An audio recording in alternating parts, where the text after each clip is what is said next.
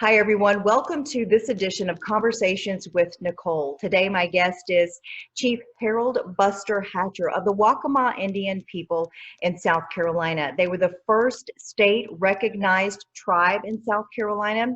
They currently reside out of Conway, South Carolina, with their tribal grounds in Aner, South Carolina.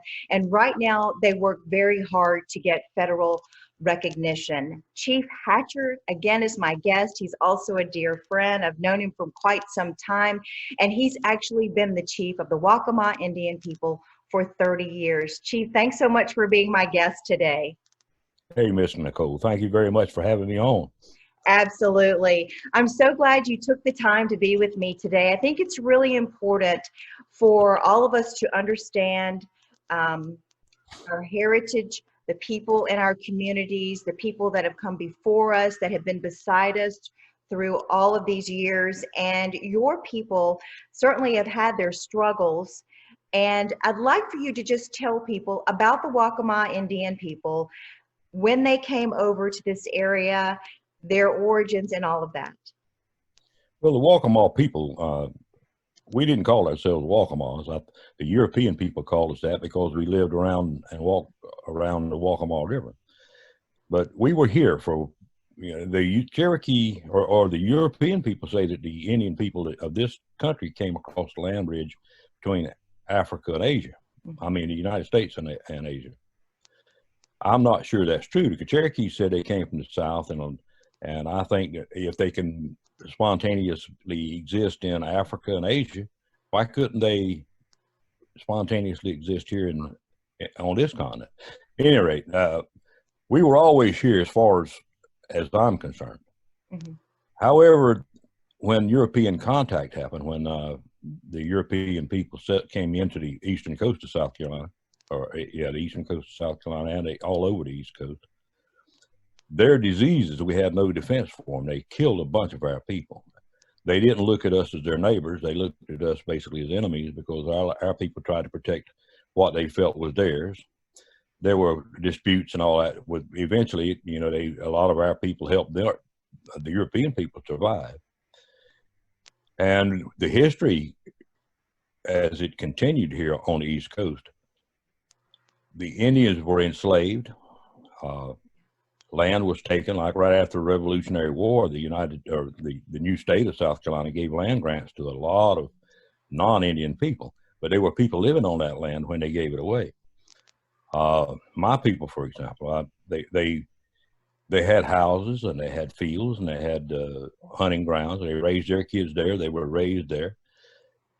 But when somebody came up to them and said, "This land is mine and you need to move yourself on off," they didn't understand that. They didn't want to do that. And the local authorities authorized them to use deadly force if necessary to move the people off. So when that land became somebody else's land, there were no title and deeds back in those days. We didn't have any way to record ownership of land. And somewhere along the line, somebody got to thinking that might be an issue somewhere in the future. So they tried to make the Indians disappear. We call it documentary genocide. You were not allowed to use the term Indian on any official documents. You were not allowed to use it even in census reports and that sort of thing. And so they tried to make why you've had struggles getting your federal recognition is because you weren't allowed a lot of those documents back then to prove what you owned and more about your people. Exactly. They knew this. This was not something that they did in ignorance. They wanted us to disappear. Right.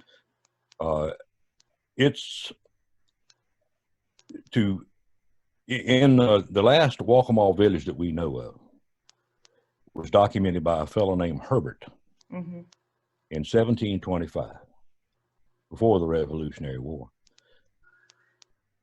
Right after the Revolutionary War, a pocket of people appeared right outside of Aner in a place they called Dog Bluff. It was called a Jamberry settlement. It was land purchased by my great-great-great-grandfather. And the Indian people were not allowed to mix with other people, really. Well, a lot of them didn't want to either, but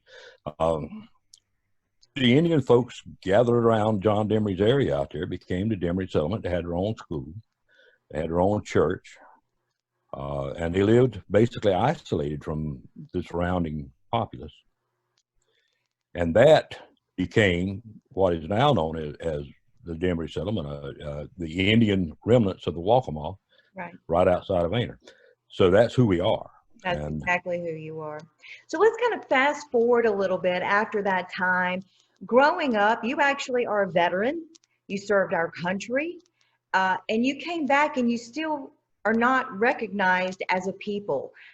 Talk a little bit about your experiences. Here you are serving our country, a citizen, and yet you still can't get federal recognition. You can't get your government, your country to recognize you as a people. You know, there's 5 different ways to get recognized. The one I would like to go is with the BIA. But yes, I am a veteran. I served in Vietnam. I was shot 3 times in Vietnam. Got 1 Purple Heart for 3 injuries. It looks like I could have spread it out a little bit more and got 3 Purple Hearts. But at any rate, I'm just playing. I did get injured, and I got a Purple Heart for it. But I couldn't bury my mother when she died at 98 years old. I couldn't bury her with an eagle's feather the way that my tradition required me to do. Because only a federal recognized Indian can own an eagle's feather. They lay on the ground and rot at Waccamaw Zoo and Four Oak Zoo and all those zoos. But I can't have one to put in a casket with my mother, and there's something wrong with that. That's totally wrong with that. That makes no sense. Especially when the Constitution demands or promises me the right to freedom of religion. Exactly. I fought and was injured to protect this country and can't even enjoy the freedoms. And it feels like they're not protecting you and exactly returning to you what you have done for them. Fought for our country, but yet they're not giving you the freedoms and the rights that you deserve. So where are you in the status of trying to get this federal recognition? I know it has been a long fought battle, and when you continue to fight. We have a petition prepared. There is one criterion that we cannot meet. I don't think anybody on the East Coast can meet it. It requires that we show a known Waccamaw today to a known Waccamaw at historic times. Now, what historic times means is up for grabs. Whoever is reading it would make that decision. But to me, and what has been traditionally used as historic times is the first time the tribe was mentioned in a history book. That would be about 1689. We don't know who the Waccamaws were at 1689. They didn't keep a census. They didn't keep a list of the names of the chief and all that. There were no birth certificates, no death certificates, no documents that showed who the Waccamaws were. We didn't have any way to write. So there's no way in the world I can do that. Right. Which seems I'm sorry. Seems ridiculous to ask you to do that, knowing full well those documents just don't exist, but doesn't mean that what you didn't exist and what you had going on wasn't alive and vibrant at the time. Well, the point is, to me, that they knew that. They know it now. If that law don't change, it's not because it's an accident. Because I've told everybody I know and 2 of their neighbors about why that's unfair. I've asked Congressman Rice to try to do something to change it. I've asked the presidents to try to do. I've written every one of them. But it doesn't change. And I usually don't even get an answer. Government, I can't talk too much about different political issues, but when they don't make a change that they know should be made, it's not by accident. Right. That's unfortunate. So talk a little bit about you continue with this fight for that. In the meantime, though, your people do amazing things. You reach out to people in the community. You do things for veterans. We've publicized over the years at News 13 the many events that you have hosted that bring good to your community. Talk about what you do as a tribe to help others. Well, being a chief of a tribe is kind of like being a mayor of a city, I guess, or something like that. But we have to do a little more. I have to worry about whether my people get educated. I have to worry about whether they have food to eat. And we've got some worthless people just like anybody else, people that would rather starve to death than hit a lick at work. But what we do, I try to have someone available to help when people need education. I try to find ways to educate them, but I don't discriminate. I don't. White people get hungry just like Indian people get hungry, and if I can help any of them, I will. Same thing with education. Now, some advantages that we get as a native recognized tribe, I can't give to non-native people, but I can help them find some sort of pocket that would help them through their problem. Well, what I love about you is that despite the challenges, the way that you've been snubbed over the years, the racism that you face, the things that you face along the way, you still find it in your heart to want to do better for your people, for others, and to do unto others as you'd have them do unto you. So I think that says a lot about you and how you want the people, the Waccamaw Indian people, to also do as well. Well, thank you for that. I do care about people, and it is, what I saw as a kid should not be seen by kids. When you drink out of a garden hose because there's no water fountain for you, and that sort of stuff, that's wrong.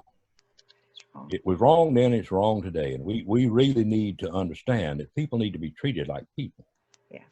The first thing you should think about when you see another person is that's a human being. It's not a black human being. It's not a red human being. It's a human being. But that seems to be a lesson that a lot of people just can't seem to learn. Well, I know you're going to continue to try to help people see us just as individuals and for the greater good of the community. And I know that you personally have a great heart. You made me an honorary member of the tribe. That's the heart. Yeah, I'm proud of that too. I'm proud of that too.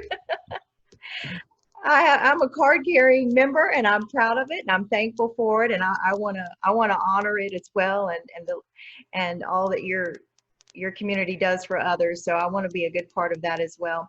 As we close this interview, this casual conversation, what do you want people to know about you and about your tribe? What at the end of the day is the most important part about what happens with you in your life and the Waccamaw Indian people? Indian people are real people. They don't, and I wear an eagle hat today, but what you see on TV is not real. My people bleed when they're cut. They get hungry when they don't eat.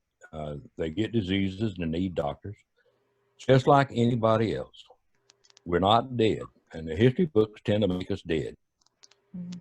Our people have pride in what they've done. They love their mothers and fathers and apple pie just like anybody else. We're just like you are. And when we slip in the hole, if you can reach down and help us get out, we appreciate it. Yeah. Okay, I have to ask you one more question. You talked about apple pie, but I know you have some really unique foods in your culture. What are some of your favorites? Well, if you see my stomach, you'd realize there's nothing I don't like to eat. But one of the things I really like is what they call an Indian taco. It's